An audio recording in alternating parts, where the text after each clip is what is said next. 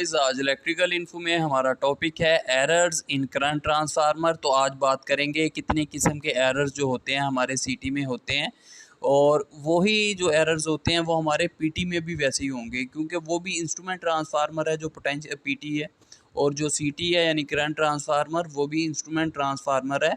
तो दोनों का काम बेसिकली आलमोस्ट सेम है। एक करंट को मेजर करता है और प्रोटेक्शन दे रहा होता है, और दूसरा वोल्टेज को मेजर और प्रोटेक्शन के लिए हम इस्तेमाल कर रहे होते हैं। तो जो पहले नंबर पे हमारा एरर आता है करंट ट्रांसफार्मर में, तो वो आता है रेशो एरर, और दूसरा जो है फेज़ एंगल एरर। तो रेशो एरर को करंट एरर भी कहते हैं, और जैसे कि नाम से ज़ाहिर हो रहा है कि रेशो एरर है, तो यानी जो रेशो होगी हमारे करंट ट्रांसफार्मर की, जब उसमें डिफरेंस आएगा या डिफ़र होगा तो क्या होगा, ये हमारा रेशो एरर आ रहा होगा। तो डिफ़र कैसे कर रहे होंगे, क्योंकि जो हमारा प्राइमरी करंट है और जो सेकेंडरी करंट है आपस में प्रोपोर्शनल होते हैं, क्योंकि जो हमारी रेशो होती है रेटेड रेशो वो सेम होती है। उसमें होता है कि जो हमारी सेकेंडरी साइड पे करंट आ रहा होता है वो प्रोपोर्शनल है हमारे प्राइमरी के। तो जब हमारे सेकेंडरी करंट जो है डिफ़र कर जाएगा हमारे प्राइमरी से, तो क्या होगा, हमारा रेशो एरर क्रिएट हो जाएगा।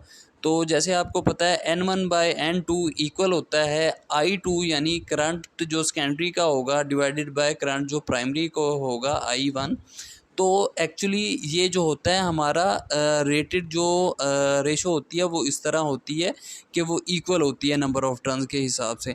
लेकिन जब हम प्रैक्टिकली ये करते हैं तो ये इक्वल नहीं हो रही होती, यानी N1/N2 not equal to I2/I1।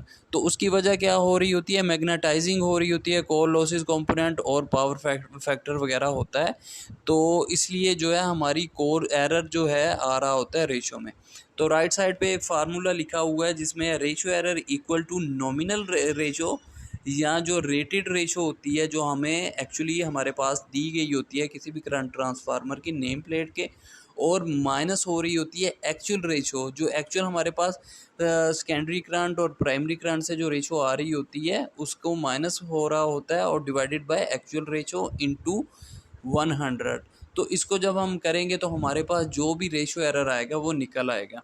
उसके अलावा नीचे है KN, जो है वो बेसिकली नॉमिनल रेशो या रेटेड रेशो के लिए शो किया जाता है, माइनस R जो एक्चुअल रेशो है डिवाइडेड बाय R, ये भी एक्चुअल रेशो है, इंटू 100। तो ये ऊपर वाले फार्मूले को शो कर रहा होता है। तो जैसे कि आपको पता चल गया, नॉमिनल रेशो जो बेसिकली रेटेड रेशो होती है, और जो हम एक्चुअल रेशो निकाल रहे होते हैं, जैसे हम किसी एमीटर से चेक कर रहे होते हैं कि सेकेंडरी करंट इतना है तो प्राइमरी इतना होगा, तो हमारे पास जो रेशो आएगी वो एक्चुअल रेशो होती है। तो इसी हिसाब से हम रेशो एरर को निकाल सकते हैं। तो इसको कम करने के लिए हम क्या कर सकते हैं, हम जो है मैग्नेटाइजिंग को कम करवा सकते हैं, या कोर लॉसेस कम करवाने के लिए अपनी कोर को मटेरियल को भी बेहतर कर सकते हैं। तो दूसरा जो है हमारे पास एरर जो है हमारे करंट ट्रांसफार्मर में होता है वो होता है फेज़ एंगल एरर।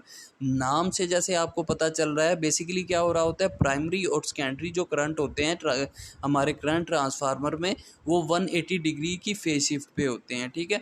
तो जो प्राइमरी करंट जो हमारा प्राइमरी और सेकेंडरी करंट होता है वो must be out of phase होता है एक दूसरे के।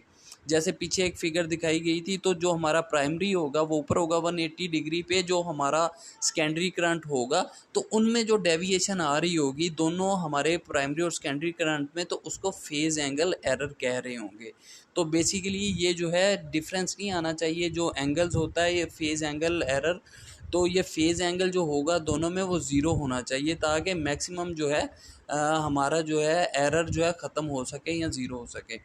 तो इसका फार्मूला है theta is equal to 180 degree divided by pi, और उसके बाद है ब्रैकेट में आई एम यानी मैग्नेटाइजिंग करंट कॉज जो हमारे पास delta minus I sine delta divided by N I S. तो ये जो है इसका हमारा फेज़ एंगल एरर का फार्मूला है। तो इसके हिसाब से हम निकाल सकते हैं कि हमारा कितना जो है एंगल में डिफरेंस आ रहा है प्राइमरी और सेकेंडरी में। तो उसके अलावा आगे है नीचे एक और क्वेश्चन है, at what load the phase angle error of the सीटी विल बी नेगेटिव। तो ये कब होगा, जब लो पावर फैक्टर होगा तो हमारा जो फेज़ एंगल एरर होगा वो ऑटोमेटिकली नेगेटिव हो जाएगा। तो होप आपको पता चल गया होगा कि दो मेन एरर्स होते हैं हमारे करंट ट्रांसफार्मर में। एक तो होता है रेशो एरर, जिसमें रेशो में फ़र्क आ रहा होता है, और दूसरा जो है फेज़ एंगल एरर, तो जिसमें हमारा प्राइमरी और सेकेंडरी जो करंट होता है उसके एंगल में डिफरेंस आ रही होती है।